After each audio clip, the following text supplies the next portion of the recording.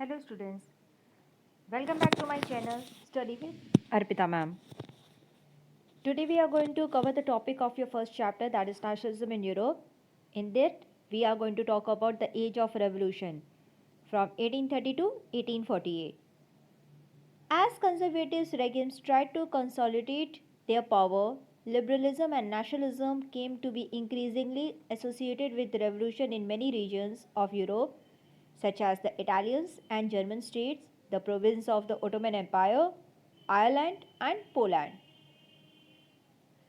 अब देखिए, last topic पे हमने कवर किया है आपका कंजर्वेटिव्स के बारे में, जिसमें हमें पता चला कि कैसे वो ट्रेटी ऑफ वेना को साइन करवा रहे हैं यूरोपियन पावर्स के साथ मिलकर, ठीक है, और आपकी बॉर्बन डायनेस्टी को रिस्टोर कर रहे हैं।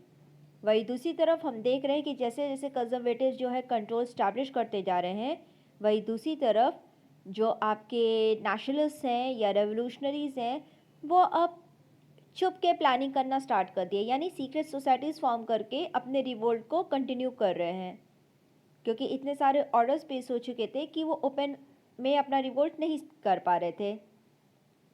तो एक बार फिर से चीज़ें जो है बदलनी शुरू होगी। जो लिबरल और नेशनलिस्ट जिनको एक बार आज़ादी का उन्होंने रंग देख लिया हो या उसको उनको मिल गई हो, तो अचानक से फिर से उन पर बाउंडेशन कर दिया जाएगा तो ऐसा तो नहीं होगा ना कि लोग अपने ख्वाब भूल जाएंगे, बल्कि अब उसको पाने का नया तरीका समझने की कोशिश करेंगे। सो जहाँ कंजर्वेटिव्स अपना जो पावर है वो इंक्रीज़ करते जा रहे हैं, बढ़ाते जा रहे हैं, वही दूसरी तरफ लिबरल्स और नेशनलिस्ट जो हैं वो भी अपना क्या कर रहे हैं, ग्रुप बनाकर, एसोसिएशन बनाकर अपने रिवोल्ट को यूरोप के कई हिस्सों में फैला रहे हैं। जैसे जहाँ पर इटली स्पीकिंग पीपल्स थे, जर्मन स्पीकिंग पीपल्स थे, कई सारे ओटोमन एम्पायर के एरियाज़ हो गए, आयरलैंड, पोलैंड हो गया, यानी कई एरियाज़ में क्या हो रहा है, ये रेवोल्यूशन स्प्रेड होता जा रहा है।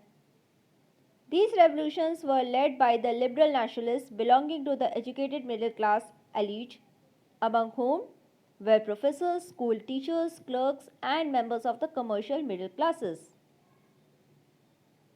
तो अगर मैं इन रेवोल्यूशन की बात करूं तो इन रेवोल्यूशंस में लिबरल नेशनलिस्ट थे, ठीक है, वो पीपल्स जो कि फ्रीडम और यूनिटी में बिलीव करते थे, ठीक है, अपने देश के लिए यूनिटी में बिलीव करते थे। वो किस सेक्शन को बिलोंग कर रहे हैं, वो बेसिकली बिलोंग कर रहे हैं मिडिल क्लास से, ठीक है, एजुकेटेड मिडिल क्लास से, जो कि हायर क्लास से, क्योंकि भाई एजुकेशन गेन कर रहे हैं तो अमीर तो होने चाहिए, तो हायर सोसाइटी के जो मिडिल क्लास पीपल्स हैं, जिसमें प्रोफेसर्स थे, स्कूल टीचर्स थे, क्लर्क्स थे, कई सारे आपके जो एसोसिएशन है कमर्शियल मिडिल क्लासेस के हैं, एसोसिएशंस थे, उनके मेंबर्स थे। तो ये लोग क्या कर रहे हैं, रिवोल्ट कर रहे हैं, यानी रेवोल्यूशन को स्प्रेड कर रहे हैं। The first upheaval took place in France in July 1830. The Bourbon kings, who have made restored to power during the conservative reaction after 1815, were now overthrown by the liberal revolutionaries who installed a constitutional monarchy with Louis Philippe at its head. तो एक बार फिर से कहते हैं ना, विद्रोह का, एक रिवोल्ट की शुरुआत कब हो रही है, फ्रांस में, वो भी जुलाई 1830 में। इसी को जुलाई रेवोल्यूशन भी कहा जाता है, ठीक है, यानी जो चीज़ें अभी शांत हो गई थी एक बार फिर से फ्रांस में चीज़ें बढ़नी शुरू होंगी, फिर से एक बार रिवोल्ट स्टार्ट हो जाएगा। तो एक बार फिर से बगावत कहाँ पर शुरू हुई, फ्रांस में। कब, जुलाई 1830 में बगावत शुरू हुई। और कैसे हुई, मतलब क्या किया गया उसमें। The Bourbon Kings, Bourbon dynasty जो कि आपकी ट्रीटी ऑफ वेरा में रिस्टोर की गई थी, उसको क्या कर दिया गया, उस बॉर्बन डायनेस्टी के पावर को पूरा छीन लिया गया, और जो एब्सोल्यूट मोनार्की थी, ठीक है, जिसमें पूरा पावर किंग के हाथ में था, वो एब्सोल्यूट मोनार्की को चेंज करके कॉन्स्टिट्यूशनल मोनार्की बना दिया गया, यानी कि कॉन्स्टिट्यूशन भी फॉर्म होगा और पीपल्स को भी राइट मिलेगा। और इस कॉन्स्टिट्यूशनल मोनार्की का हेड कौन बना, लुइस फिलिप, ओके। तो एक बार फिर से फ्रांस में विद्रोह स्टार्ट हो गया जुलाई 1830 में, जिसको जुलाई रेवोल्यूशन भी कहा गया। और ट्रीटी ऑफ वेना के दौरान जो आपके बॉर्बन डायनेस्टी को रिस्टोर किया गया था कंजर्वेटिव्स की मदद से, उसको क्या किया गया, ओवरथ्रो करते हुए लिबरल रेवोल्यूशनरीज जो थे उन्होंने कॉन्स्टिट्यूशनल मोनार्की फॉर्म की और उसका हेड किसको बनाया, लुइस फिलिप को। When France sneezes, Metternich once remarked, the rest of Europe catches cold. अब मेटर्निश याद करो कौन है, हमने पढ़ा है ट्रीटी ऑफ वेना में कि Duke Metternich was the vice chancellor जिसने ये मीटिंग एक तरह से कंडक्ट करवाई थी। ये वही आपके मेटर्निश हैं जिन्होंने गुस्वी वाजनी के लिए भी कहा था कि he is the most dangerous enemy of our social order. अब यहाँ पर एक बार फिर से वो बोल रहे हैं, फिर से अपनी टिप्पणी कर रहे हैं। टिप्पणी क्या है, When France sneezes, the rest of Europe catches cold। यानी कि अगर फ्रांस को छींक भी आएगी तो उस छींक का असर जो है वो पूरे यूरोप पे पड़ने वाला है, यानी कि पूरी जो यूरोप है उसको सर्दी पकड़ने वाली है। मतलब क्या है इसका, कि कुछ भी फ्रांस में होगा उसका असर पूरे यूरोप में होना है। फ्रांस में रिवोल्ट स्टार्ट हुआ तो यूरोप के बाकी हिस्सों में आपका रिवोल्ट स्टार्ट होगा। फ्रांस में शांति आई तो बाकी जगह लोग शांत हो गए। फ्रांस में एक बार फिर से रिवोल्ट स्टार्ट होगा तो एक बार फिर से यूरोप के सारे एरियाज में भी आपका रिवोल्ट स्टार्ट हो जाएगा।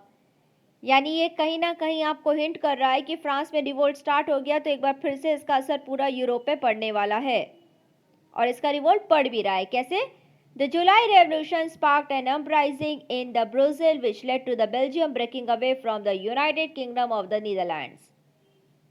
तो जुलाई रेवोल्यूशन, जुलाई 1830 में जो फ्रांस में रेवोल्यूशन हो रहा है वो क्या है, वो एक फिर से शुरुआत कर दी है बगावत की। बगावत कहाँ पर दिखाई दे रही है, सबसे पहले ब्रुसेल में, जो बेल्जियम का कैपिटल था, जहाँ पर फ्रेंच स्पीकिंग पीपल्स जो है बहुत हाई पॉपुलेशन में थे। तो वहाँ ब्रुसेल में एक रिवोल्ट स्टार्ट हुआ बेल्जियम को नीदरलैंड से अलग करने के लिए। वही बेल्जियम जो ट्रीटी ऑफ वेना के दौरान जो है नीदरलैंड को हैंड ओवर कर दिया गया था, तो उसके लिए रिवोल्ट हुआ और बेल्जियम को फाइनली ये लोग फ्री करा के एक इंडिपेंडेंट नेशन भी घोषित करवाते हैं। An event that mobilized nationalist feeling among the educated elites across Europe was the Greek War of Independence। तो एक और ऐसा इवेंट जहां पर हम देख रहे हैं कि एजुकेटेड सेक्शन के लोग जो हैं बहुत इंपॉर्टेंट रोल प्ले कर रहे हैं इंडिपेंडेंस दिलाने में या नेशनलिस्ट मूवमेंट को बढ़ाने में, वो एग्जाम्पल क्या है, Greek war of independence. Greece had been part of the Ottoman Empire since the 15th century. The growth of the revolutionary nationalism in Europe sparked off a struggle for independence amongst the Greek which began in 1821. तो Greek क्या है, Greece जो है वो part था Ottoman empire का। Start में याद करो, पहले पैरा में ही हमने बात की है कि जो रेवोल्यूशन है वो कई जगह पे स्प्रेड हो रहा है, ओटोमन एम्पायर के भी कई एरिया में स्प्रेड हो रहा है।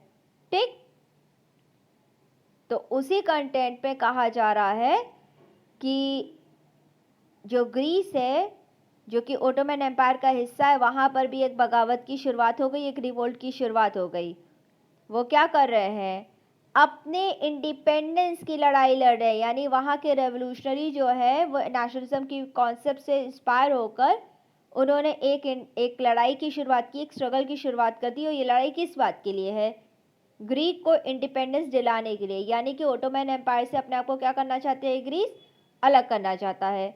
कब शुरुआत हो रही है, 1821 में।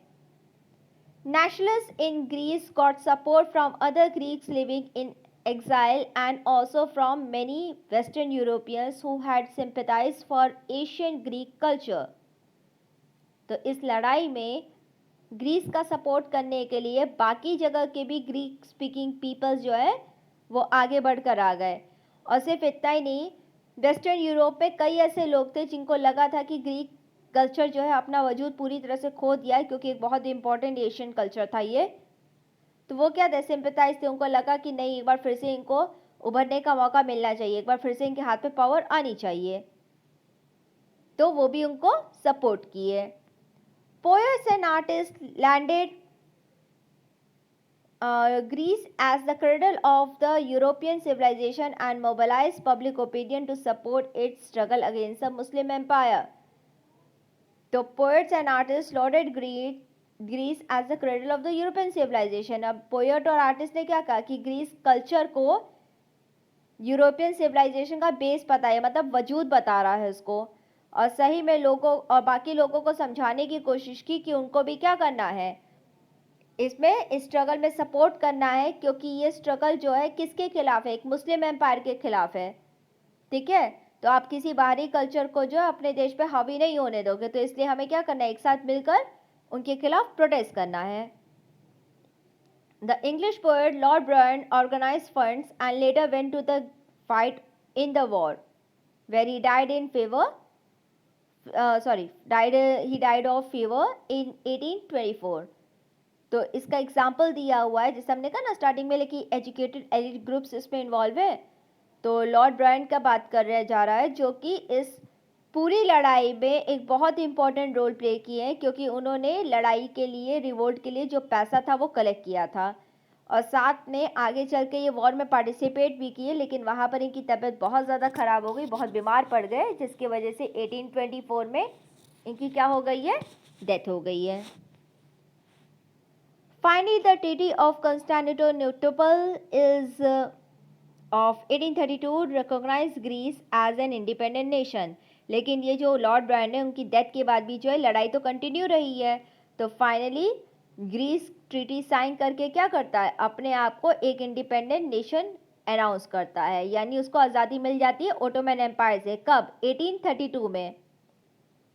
The treaty of Constantinople of 1832 is providing an recognition to the Greek peoples that now they are having a separate country, they are not coming under the Ottoman Empire. तो हमने देखा कि किस तरह से फ्रांस पे एक बार फिर से बगावत शुरू होती, बाकी कंट्रीज़ में भी बगावत शुरू हो गई, और उनको अपने अपने राइट्स के लिए खड़े होने का मौका भी मिला, और कई जगह पे डिमांड्स पूरी करने का भी मौका मिल रहा है। Okay, so for today this much only. Next topic will be the content of the romanticism. If you like my video, please like it, share it with the other students also, okay, and also subscribe the channel, and we will continue our next topic in our next video. Till then, good day everyone.